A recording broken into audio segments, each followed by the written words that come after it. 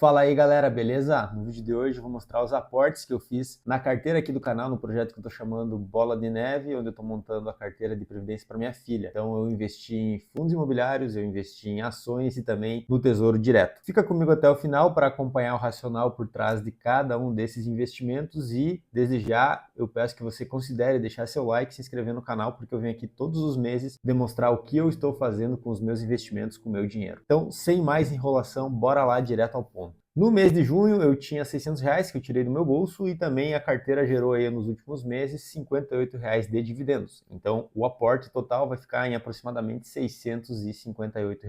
Eu resolvi, dadas as condições atuais do mercado, em concentrar um pouco mais o meu aporte na parte de ações com um novo ativo que é Banco do Brasil e eu já vou te explicar o racional por trás desse investimento. Então eu investi 50% em ações, 40% em fundos imobiliários, aproveitando alguns fundos que eu considero ainda descontados e por último apenas 10% em Tesouro Direto, onde eu vou investir num título de longuíssimo prazo que eu vou te contar daqui a pouco. Falando aqui da parte mais volumosa do meu aporte, os 50% e Banco do Brasil, tá? Então, como muitos de vocês já devem ter visto, o Banco do Brasil soltou recentemente os resultados do primeiro trimestre de 2025, onde eles vieram bem abaixo do esperado. Então, o Banco do Brasil projetava para esse primeiro trimestre, e também o mercado tinha expectativa, um lucro líquido na ordem dos 9 bilhões de reais, e o lucro reportado nesse trimestre foi de 7 bilhões, então aí 20% abaixo da expectativa e do que o mercado esperava. Isso fez com que essas ações balançassem bastante. Quando nós olhamos aqui, a cotação aqui do último mês saiu lá dos R$ 29 para os atuais R$ 22,92. Então aí uma queda de 22%, muito próximo da queda do lucro, que era esperado versus o realizado. Então uma queda bem acentuada aí nas ações do Banco do Brasil. Olhando aqui de maneira bem geral, o banco está pagando hoje, aos preços atuais, R$ 3,00 de dividendos, o que configura aí 13,2% de dividendos. Isso aqui sim deve diminuir porque o lucro projetado e está em revisão, ele deve ser menor ao longo do ano. Então, se a gente considerar o mesmo payout, ou seja, o percentual que a empresa paga dos seus lucros, e considerar que o lucro total do ano vai ser 20% abaixo, isso representaria um dividendo na ordem dos R$ 2,40. Esses R$ 2,40 de dividendo, considerando a cotação atual de aproximadamente R$ 23,00, representaria aí um dividendo na ordem dos 10%, o que para mim é muito atraente. Ah, Gustavo, a Selic está a 15%, então eu vou investir na Selic.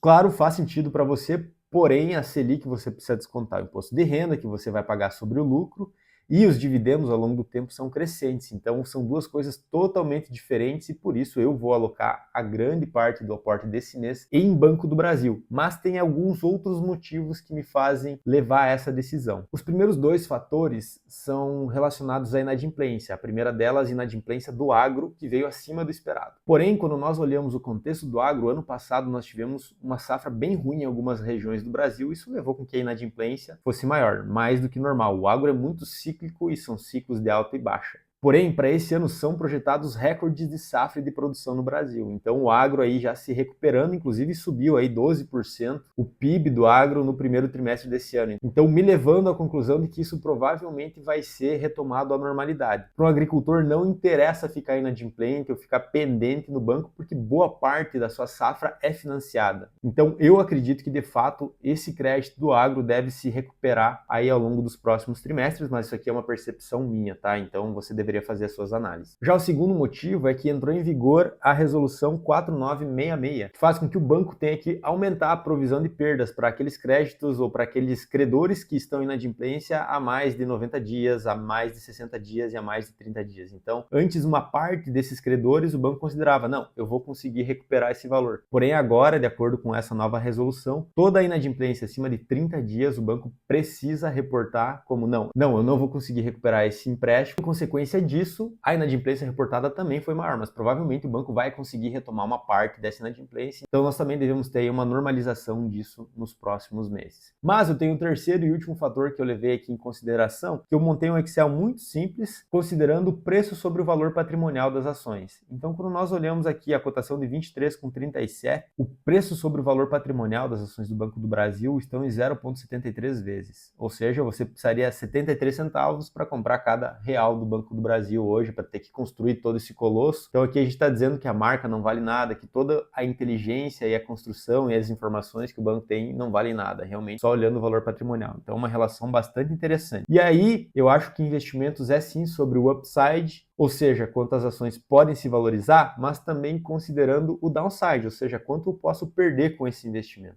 E olhando para as ações do Banco do Brasil, em 2015 essa relação preço sobre o valor patrimonial estava em 0,6 vezes. Então, caso nós chegássemos nesse mesmo patamar de incertezas e de desconfiança do mercado sobre as ações do Banco do Brasil, a gente está falando aqui de uma potencial perda de 18% nas ações. Mas olha só que interessante, em 2019, no momento mais positivo de mercado, as ações do Banco do Brasil negociaram um preço sobre o valor patrimonial de 1,45 vezes. Também, voltando a essa média de 2019, a gente está falando aqui de uma potencial valorização de 99% dessas ações. Agora, se o Banco do Brasil fosse negociado ao mesmo preço sobre o valor patrimonial do Bradescão, que é uma vez o preço sobre o valor do patrimônio, a gente está falando de um upside de 38% nessas ações, uma valorização de 38%. E aqui, claro, um cenário mais otimista que eu nem considero realista. Caso o Banco do Brasil negociasse na mesma relação preço sobre valor patrimonial do Itaú, a gente estaria falando aqui de uma valorização de 173% nas ações. Isso tudo me leva a entender que a gente tem pouco a perder nesse momento, considerando os preços das ações atuais,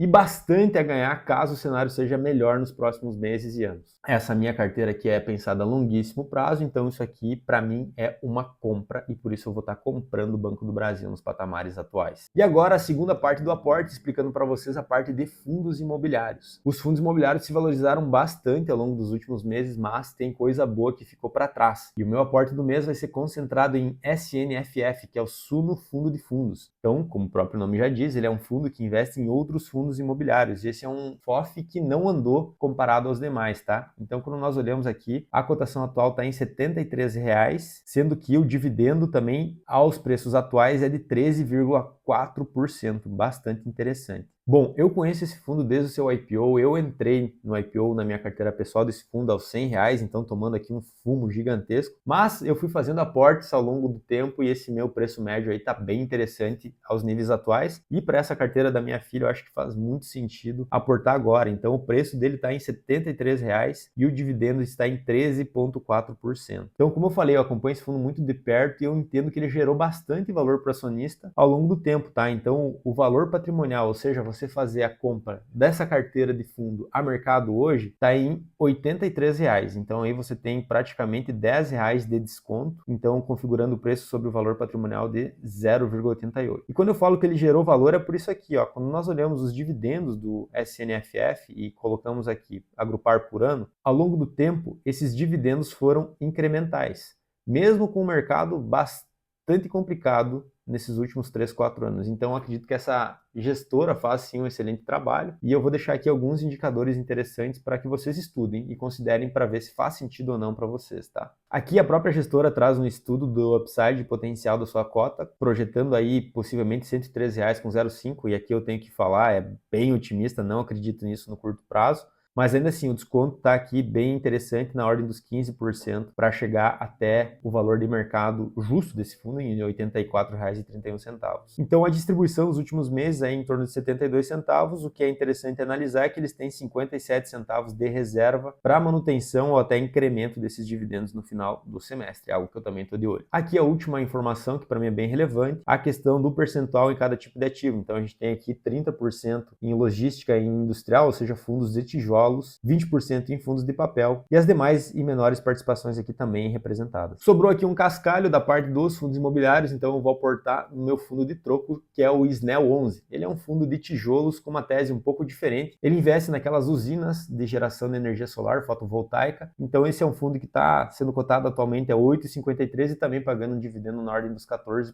A tese desse fundo é bem interessante, eu não vou entrar em detalhes aqui, mas eu prometo gravar um vídeo para explicar um pouco do racional por trás desse investimento. De novo, é uma parte pequena da minha carteira, mas acredito aí que é um setor que tem bastante valor por capturar também a longo prazo e tem dividendo bastante interessante. De novo, dividendo não deveria ser a única coisa que você olha. Eu só estou falando de dividendo aqui porque eu não quero entrar em detalhes desse fundo nesse momento. E a última parte do meu aporte, eu vou aportar no Tesouro Direto no título Renda Mais 2065. Olhando aqui, esse título está pagando IPCA mais 7,05%, um patamar bem interessante, e eu estou buscando nesse título ganhar com marcação a mercado. Eu fiz um vídeo explicando todo o racional por trás desse investimento, que eu vou deixar o link aqui em cima, caso você quiser se aprofundar e conhecer mais. Então também acredito aqui, caso a taxa de juros fechar no Brasil, a curva de juros fechar no Brasil e os patamares de negociação desse título forem lá para os IPCA mais 5,5, IPCA mais 5, que deveria ser o normal, talvez, do Brasil. Esse título aqui pode render muito com marcação a mercado, considerando o duration dele, que é muito longo. A gente está falando aqui de um duration de 40 anos para esse título começar a devolver esse investimento. Então, realmente, longuíssimo prazo.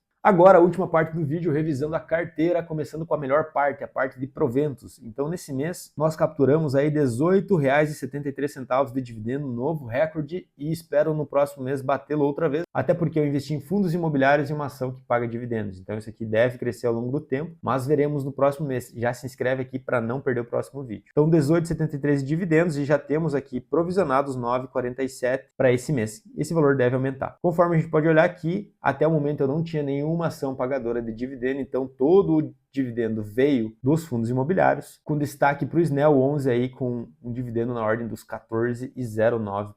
A rentabilidade da carteira, então continuamos um pouco atrás do Ibovespa e do CDI no período, então o CDI subindo 7,15%, o Ibovespa também 7,15% e a minha carteira subindo 6%, mais os dividendos que foram pagos, que foram bem interessantes, dado o volume de dinheiro que está envolvido nessa carteira aqui. Então, falando aqui dos ativos individuais, nós temos aqui PRIO na parte de ações, Banco do Brasil não entrou ainda, não sincronizou, eu acabei de comprar. Então, o PRIO aí subindo quase 10%, os fundos imobiliários subindo aí 8% em média, com destaque para o CAFOF, que também é um fundo de fundos, subindo aí 16%, e o PVBI11, um fundo de lajes corporativas, crescendo 13,85%, sem considerar dividendos. O Tesouro Direto aqui, como vocês podem ver também, todos os títulos com duration bastante alto, então já trazendo aqui rentabilidades positivas, com destaque para o Tesouro IPCA mais 2050 em 13,36%. E por último, a parte aqui que eu considero caixa, que está representando aproximadamente 15% da carteira, rentabilizando aí, de acordo com o CDI, 13,67%. A composição final da carteira, ações 42%, fundos imobiliários 27%, Tesouro 15%,